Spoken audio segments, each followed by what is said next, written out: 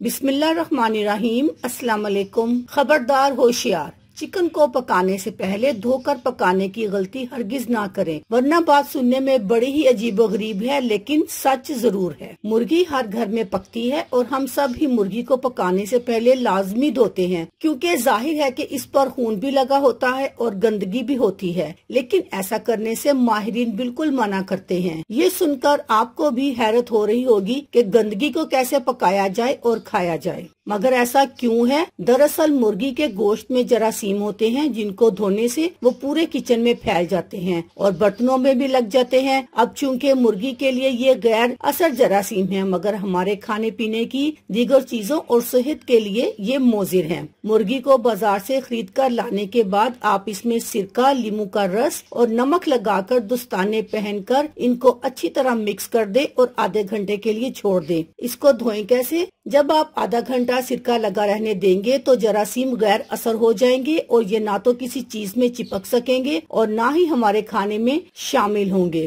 गोश्त को पानी में भिगोएं और हाथों से अच्छी तरह साफ करें, फिर पानी को फेंक दे, दोबारा इसमें पानी डालें और 2 से 3 मरतबा अच्छी तरह गोश्त को साफ कर ले। अब इसको जिस तरह चाहें पकाएं, ये आपके लिए नुकसानदेह नहीं है। अल्लाह हाफिज।